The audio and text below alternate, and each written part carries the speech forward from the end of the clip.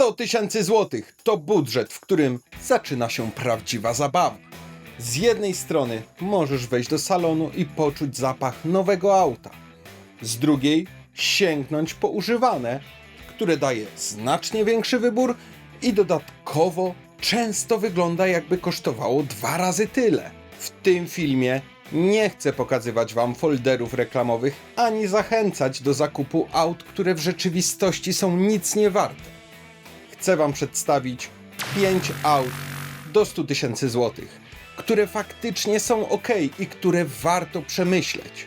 W szczególności w oparciu o awaryjność, koszty eksploatacji i to, co dla mnie jest chyba najważniejsze, czyli frajdę z jazdy. A do tych 5 modeli na końcu mam jeszcze dla was mały bonusik. Jeśli chcecie więcej podobnych filmów, to tutaj wyświetla wam się playlista, gdzie znajdziecie inne zestawienia, które mogą was zaskoczyć. A teraz pytanie. Jesteście gotowi? Łapka w górę i subik kliknięte? No to zaczynamy! Pierwsze auto, o którym chciałbym wam opowiedzieć i które mieści się w naszym budżecie do 100 000 złotych, to Toyota Yaris Hybrid. I mówimy tutaj o takiej prosto z salonu. Jest to najpopularniejszy miejski samochód w Polsce, który w 2025 roku wreszcie pokazuje pełnię swoich możliwości. Toyota Yaris Hybrid to przykład auta, które nie udaje niczego, czym nie jest. To nie jest sportowy hot hatch, chociaż w takiej odmianie też występuje. I nie ma sobie równych. Nie jest to też SUV, a tym bardziej z segmentu premium. To samochód, który ma być codziennym narzędziem i właśnie w tej roli sprawdza się najlepiej. W 2025 roku ceny startują od około 89 000. Oczywiście za wersję Active. W bogatszych odmianach, takich jak Executive, ceny sięgają nawet 120 000. To oznacza, że przy odrobinie negocjacji albo sięgając po roczne czy też dwuletnie egzemplarze, spokojnie mieścimy się w budżecie do 100 000. A wtedy dostajemy auto wciąż na gwarancji, z pełną historią serwisową i przede wszystkim z niższą ceną niż nowa prosto z salonu. Dlaczego Yaris Hybrid jest aż tak mocnym kandydatem? Po pierwsze, napęd hybrydowy o mocy 116 lub 130 koni, który w mieście potrafi zejść ze spalaniem poniżej 4 litrów. To oznacza, że codzienne korki i krótkie trasy nie są problemem, bo auto często jedzie na samym prądzie. Po drugie, bezawaryjność. Toyota od lat buduje swoją reputację na prostych, sprawdzonych rozwiązaniach, a Yaris Hybrid jest jednym z najczęściej wybieranych modeli w Polsce, właśnie dlatego, że nie zaskakuje właścicieli wyskakującymi błędami na desce. Warto też wspomnieć o wyposażeniu. Nawet w niższych wersjach dostajemy systemy bezpieczeństwa, kamerę cofania, adaptacyjny tempomat czy multimedia z Android Auto i Apple CarPlay. W bogatszych odmianach pojawia się lepsze audio, dwukolorowe nadwozie czy bardziej zaawansowane systemy wspomagania. To nie jest już mały miejski samochodzik, to pełnoprawne auto, którym można jeździć nie tylko po mieście, ale też w trasie. Na rynku wtórnym Yaris Hybrid trzyma cenę wyjątkowo dobrze. Roczne egzemplarze z przebiegami między 10 a 20 000 km kosztują około 90 000 złotych, co pokazuje, że wartość auta nie spada gwałtownie. To ważne, bo kupując nawet nówkę sztukę z salonu, wiesz, że za kilka lat nie będziesz płakał w łazience, że auto straciło 70% ceny. Toyota Yaris Hybrid to idealny start w dzisiejszym filmie. Auto, które łączy ekonomię, niezawodność i nowoczesną technologię, a jednocześnie mieści się w budżecie. Nie jest to wybór emocjonalny, to wybór rozsądny i właśnie dlatego tak wielu kierowców w Polsce decyduje się na ten model. Drugie auto to samochód, którego historia jest zupełnie inna niż w przypadku Yarisa. Dacia Duster trzeciej generacji. Duster od lat pokazuje, że prostota może być największą zaletą. W 2025 roku do salonów trafiła nowa generacja i od razu udowodniła, że SUV nie musi kosztować tyle, co mieszkanie w większym mieście. W podstawowej wersji ceny startują od około 85 000, a dobrze wyposażone odmiany z napędem 4x4 i mocniejszym silnikiem benzynowym, a nawet i te z dieslem, zamykają się w granicach 100-105 tysięcy złotych. A to oznacza, że wciąż jesteśmy w naszym budżecie, a jeśli sięgniemy po roczne egzemplarze, wciąż na gwarancji, cena spada jeszcze bardziej. Duster nie próbuje udawać premium. Nie znajdziesz tu ogromnych ekranów ani designerskich bajerów, które psują się po 2 latach. Zamiast tego dostajesz wysoki prześwit, solidne zawieszenie i wnętrze, które jest praktyczne i całkiem odporne w codziennym życiu. To auto, które bez problemu wjedzie na dziurawą drogę, poradzi sobie zimą i nie będzie wołało o serwis przy każdej nadarzającej się okazji. W codziennym użytkowaniu Duster daje coś, czego brakuje wielu konkurentom. Daje poczucie swobody. Możesz zaparkować na krawężniku, wjechać na działkę, pojechać w góry i nie martwić się, że coś się zaraz urwie. To samochód, którym można traktować jak narzędzie, ale jednocześnie daje frajdę, bo pozwala wjechać tam, gdzie inne auta po prostu się poddają.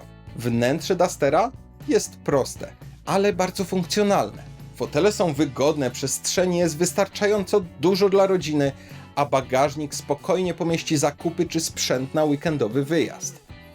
Multimedia są dosyć podstawowe, ale działają, a dodatkowo obsługuje Android Auto i Apple CarPlay, a to w praktyce wystarcza większości kierowców. Na rynku wtórnym Duster trzyma cenę zaskakująco dobrze. 3-letnie egzemplarze kosztują około 65-70 tysięcy złotych, co pokazuje, że nie jest to auto, które traci połowę wartości po wyjeździe z salonu. To ważne, bo kupując go dzisiaj, wiesz, że za kilka lat wciąż będzie coś wart. Dacia Duster to wybór dla tych, którzy chcą SUV-a bez udawanego luksusu. To samochód, który daje przestrzeń, praktyczność i spokój, że nie przepłacasz za znaczek na masce. I właśnie dlatego tak wielu kierowców w Polsce decyduje się na ten model. Bo w codziennym życiu liczy się prostota, a nie katalogowe bajki. Kolejnym autem jest Volkswagen Golf 8 generacji.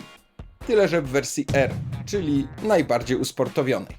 To pierwszy używany samochód w naszym dzisiejszym filmie i od razu dość mocny strzał.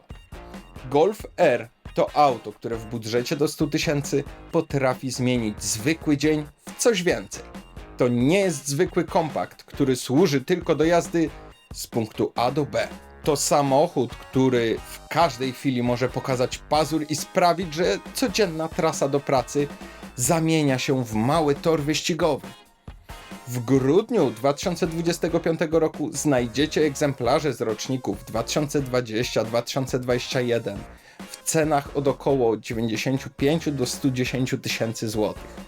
W zależności oczywiście od przebiegu i wyposażenia. To oznacza, że przy odrobinie negocjacji i dobrym researchu można spokojnie zmieścić się w naszym budżecie. Najczęściej trafiają się auta z przebiegiem w okolicach 100 tysięcy kilometrów. Natomiast zazwyczaj są to auta serwisowane w ASO, a niejednokrotnie sprowadzane z Niemiec. A tam kultura dbania o samochód jest na troszkę wyższym poziomie.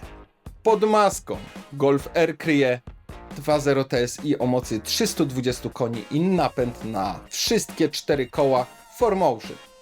To zestaw, który daje przyspieszenie do setki w około 4,8 sekundy, a prędkość maksymalną ponad 250 km na godzinę. Ale najważniejsze jest to, jak ten samochód prowadzi się na co dzień. W trybie komfort jedziesz spokojnie, spalanie oscyluje w granicach 8-9 litrów, a auto zachowuje się jak zwykły Golf. W trybie race zmienia się w bestię, która trzyma się drogi jak przyklejona i daje frajdę, której nie znajdziesz w większości aut za te pieniądze. Wnętrze Golfa R to typowy Volkswagen. Jest solidne, dobrze spasowane, bez przesadnych fajerwerków, ale tu liczy się coś innego. Sportowe fotele, kierownica z logo R, cyfrowe zegary z trybem sportowym. To detale, które codziennie przypominają Ci, że siedzisz w czymś wyjątkowym. Na rynku wtórnym Golf R trzyma cenę bardzo dobrze. To nie jest auto, które kupujesz i po roku tracisz połowę wartości, wręcz przeciwnie. Popyt na mocne hot hatche w Polsce jest duży, więc nawet po kilku latach wciąż możesz sprzedać go za rozsądną kasę. Golf R to wybór dla tych, którzy chcą mieć jedno auto do wszystkiego. Codzienny kompakt, który nie rzuca się w oczy, a jednocześnie samochód, który w każdej chwili może pokazać, że ma pod maską coś więcej niż zwykły silnik. To właśnie dlatego tak wielu decyduje się na ten model, bo daje emocje, których nie kupisz, a przynajmniej nie w salonie, za 100 tysięcy. Czwartym autem jest Skoda Superb. Druga używana propozycja w dzisiejszym filmie, ale z zupełnie innym charakterem niż Golf R. Superb to samochód, który od lat udowadnia, że rozsądek wcale nie musi być nudny. To największy model Skody, który w segmencie D konkuruje z autami premium, a jednocześnie kosztuje znacznie mniej. W budżecie do 100 tysięcy złotych spokojnie znajdziecie egzemplarze z roczników 2019 do 2021, często w wersjach kombi. Przebiegi w granicach 80 do nawet 150 tysięcy kilometrów. Na polskich portalach ceny zaczynają się od około 75 tysięcy złotych, a dobrze wyposażone sztuki w wersji Loren & Clement czy Sportline kosztują między 90 a 110 tysięcy złotych. Superb to przede wszystkim przestrzeń. W środku masz tyle miejsca, że pasażerowie z tyłu mogą rozłożyć się jak w limuzynie. Bagażnik w wersji kombi to ponad 600 litrów, co oznacza, że możesz wrzucić rower, walizki na wakacje albo sprzęt do pracy i wciąż mieć luz. To auto, które bez problemu ogarnie rodzinę, biznes i długie trasy. Pod maską Superb oferuje szeroką gamę silników. Od oszczędnych diesli 2.0 TDI, które palą 5 litrów na setkę, po mocniejsze benzyny 2.0 TSI, które dają frajdę i całkiem niezłe przyspieszenie. W codziennym użytkowaniu Superb jest cichy, komfortowy i stabilny. To samochód, który na autostradzie jedzie jak po sznurku, a w mieście nie sprawia problemów, mimo swoich gabarytów. Wnętrze Skody Superb to coś, co naprawdę potrafi zaskoczyć. Wsiadasz i od razu czujesz, że to nie jest zwykła Skoda. Materiały są solidne, miękkie plastiki tam gdzie trzeba, a w bogatszych wersjach pojawia się skóra, alcantara i eleganckie detale, które spokojnie mogłyby znaleźć się w Audi czy Mercedesie. Ergonomia jest wzorowa. Każdy przycisk jest tam, gdzie się go spodziewasz, a system multimedialny działa szybko i intuicyjnie. W wersjach Loren & Clement dostajesz nawet nagłośnienie Canton, które potrafi zmienić wnętrze auta w małą salę koncertową. Wyposażenie w Superbie to kolejny argument. Podgrzewane i wentylowane fotele, masaż dla kierowcy, adaptacyjny tempomat, systemy utrzymania pasa ruchu, kamera 360 stopni. To wszystko znajdziesz w egzemplarzach dostępnych w naszym budżecie. W trasie robi to ogromną różnicę. Jedziesz setki kilometrów i nie czujesz zmęczenia, bo auto po prostu dba o Twój komfort. Na rynku wtórnym Superb jest jednym z najbardziej poszukiwanych modeli w swojej klasie. Firmy kupują go jako samochód flotowy, prywatni kierowcy jako rodzinne kombi, a to oznacza, że popyt jest wysoki. Kupując Superba dzisiaj, wiesz, że za kilka lat wciąż sprzedasz go za rozsądne pieniądze. To nie jest auto, które dramatycznie traci wartość, wręcz przeciwnie. Jego reputacja sprawia, że ceny utrzymują się na stabilnym poziomie. Superb to wybór dla tych, którzy chcą mieć komfort, przestrzeń i elegancję, ale nie chcą płacić za znaczek premium. To samochód, który w trasie zachowuje się jak limuzyna, w mieście daje radę mimo swoich gabarytów, a w codziennym życiu po prostu wszystko ułatwia. I to dlatego tak wielu Polaków się na niego decyduje, bo łączy w sobie rozsądek, prestiż i funkcjonalność. Ostatnim, czyli 5. autem, które kupisz do 100 000 złotych, jest Mazda 6. Jest to trzecia używana propozycja i jednocześnie jedno z najbardziej niedocenianych aut w tym budżecie. Mazda 6 to samochód, który od lat budzi emocje swoim wyglądem. Wystarczy spojrzeć na linię nadwozia, żeby zrozumieć, że Japończycy traktują design na poważnie. Smukła sylwetka, charakterystyczny grill, proporcje, które sprawiają, że nawet kilkuletni egzemplarz wygląda świeżo i nowocześnie. W budżecie do 100 000 złotych znajdziecie egzemplarze z roczników 2018 do 2020, najczęściej w wersjach sedan, ale i kombi. Przebiegi w granicach 80 do 140 000 km. Ceny natomiast zaczynają się od około 70 000 złotych, a dobrze utrzymane sztuki w bogatszych wersjach wyposażenia, takich jak Skydream czy Exclusive, kosztują między 90 a 110 000. Mazda 6 wyróżnia się tym, że w przeciwieństwie do wielu konkurentów w segmencie D nie poszła w downsizing. Pod maską znajdują się bowiem wolno ssące silniki benzynowe 2.0 oraz 2,5 litra Sky Active, które może i nie mają turbo, ale oferują świetną kulturę pracy i trwałość. To jednostki, które lubią obroty, a przy odpowiedniej jeździe potrafią zejść ze spalaniem nawet do 7-8 litrów na 100 km. Dla wielu kierowców to właśnie ten charakter jest największą zaletą. Auto nie jest przesadnie szybkie, ale daje ogromną frajdę z jazdy dzięki naturalnemu prowadzeniu. W codziennym użytkowaniu Mazda 6 zachwyca zawieszeniem i układem kierowniczym. To jedno z najlepiej prowadzących się aut w swojej klasie. Na zakrętach czujesz, że masz pełną kontrolę, a w trasie samochód płynie po asfalcie, nie tracąc stabilności nawet przy wysokich prędkościach. To właśnie ta dusza sprawia, że Mazda 6 jest czymś więcej niż tylko rozsądnym sedanem. To auto, które daje emocje, a jednocześnie pozostaje praktyczne. Wnętrze Mazdy 6 to miejsce, w którym od razu czujesz różnicę. Japończycy postawili na minimalizm, ale w najlepszym tego słowa znaczeniu. Materiały są solidne, miękkie w dotyku, a całość zaprojektowana tak, żeby kierowca czuł się najważniejszy. Konsola jest prosta, czytelna, bez zbędnych fajerwerków, a jednocześnie bardzo elegancka. W bogatszych wersjach pojawia się skóra, drewno i aluminiowe detale, które nadają wnętrzu klasy premium. To nie jest auto, które krzyczy o luksusie. Ono pokazuje go w subtelny sposób. Wyposażenie Mazdy 6 też zaskakuje. Podgrzewane fotele, system bezpieczeństwa, adaptacyjny tempomat, nagłośnienie Bose, a nawet wentylowane siedzenia w topowych wersjach. Multimedia co prawda są proste, ale działają bez zarzutu, a ergonomia sprawia, że wszystko jest tam, gdzie być powinno. To samochód, który nie próbuje być gadżetem, tylko narzędziem do jazdy. I właśnie dlatego sprawdza się aż tak dobrze. Na rynku wtórnym Mazda 6 trzyma cenę przyzwoicie. To nie jest auto, które kupujesz i po roku tracisz większość wartości. Wręcz przeciwnie.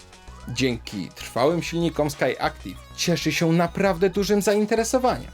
Egzemplarze z pełną historią serwisową sprzedają się szybko, bo kierowcy wiedzą, że to samochód, który ich nie zawiedzie. Mazda 6 to wybór dla tych, którzy chcą czegoś więcej niż tylko środka transportu. To sedan, który daje emocje, wygląda świetnie nawet po kilku latach i wciąż pozostaje bardzo praktyczny. To samochód, który pokazuje, że rozsądek i frajda z jazdy mogą iść w parze. Na koniec obiecałem Wam bonusik, a zatem Kia Stinger. Samochód, który potrafi wywrócić wszystkie kalkulacje do góry nogami. Stinger to auto, które w momencie premiery było szokiem. Kia, kojarzona wcześniej głównie z praktycznymi, tanimi modelami, nagle wypuściła sportowego fastbacka, który wygląda jak konkurent BMW czy Audi. I co najważniejsze, zrobiła to dobrze. W budżecie do 100 tysięcy złotych znajdziecie egzemplarze z roczników 2018 do 2020, najczęściej z silnikami 2.0 TGDI o mocy 245 koni, ale zdarzają się też sztuki z legendarnym 3,3 litra V6 o mocy ponad 360 koni. Ceny za Stingera zaczynają się od około 85 tysięcy, ale dobrze utrzymane egzemplarze w bogatszych wersjach kosztują w okolicach 100-110. Stinger to samochód, który łączy emocje z praktycznością. Z jednej strony masz sylwetkę sportowego fastbacka, nisko osadzoną pozycję za kierownicą, agresywny design i osiągi, które potrafią zawstydzać konkurencję. Z drugiej pełnoprawne 4 miejsca, duży bagażnik i komfort, który sprawia, że możesz nim jechać w trasę bez większego zmęczenia. To auto, które wygląda jak zabawka, ale w codziennym życiu okazuje się zaskakująco funkcjonalne. Wnętrze Stingera to zupełnie inna liga niż typowe modele Kia. Skórzana tapicerka, sportowe fotele, aluminiowe detale, a w bogatszych wersjach także nagłośnienie Harman Kardon. Multimedia są nowoczesne, a ergonomia bardzo dopracowana. To samochód, w którym czujesz się wyjątkowo i to uczucie nie znika nawet po kilku latach. Na rynku wtórnym Stinger jest rzadkością. To nie jest auto, które znajdziesz na każdym rogu, dlatego dobrze utrzymane egzemplarze sprzedają się bardzo szybko. Trzyma cenę lepiej niż większość modeli Kia, bo popyt na coś tak nietypowego wciąż jest duży. Kupując Stingera, wiesz, że masz samochód, który wyróżnia się na tle całej ulicy. Kia Stinger to wybór prosto z serca. To auto, które nie powinno być tak dobre jak jest, a jednak ilekroć je zobaczysz, kusi. W tym budżecie to propozycja dla tych, którzy chcą czegoś więcej niż rozsądku. Chcą emocji, stylu i charakteru, którego nie da się kupić w salonie za 100 tysięcy złotych. No i to by było na tyle, moi mili. 5 aut do 100 tysięcy złotych. Od rozsądnej Toyoty Yaris do bonusowego Stingera. Każdy z tych samochodów pokazuje inne podejście do tematu. Od ekonomii przez praktyczność, aż po czystą frajdę z jazdy. Pamiętajcie, że to nie jest ranking, tylko zestawienie różnych opcji. Każdy z tych modeli ma swoje mocne strony i to od Was zależy, co wybierzecie. Jeśli chcecie więcej podobnych zestawień, to zapraszam Was na kanał, gdzie znajdziecie mnóstwo innych filmów. Jeśli chcecie wesprzeć kanał, to szczegóły znajdziecie w opisie. Nie zapomnijcie proszę o łapce w górę, subiku, a także o podbiciu. No i co? I do następnego. Hej!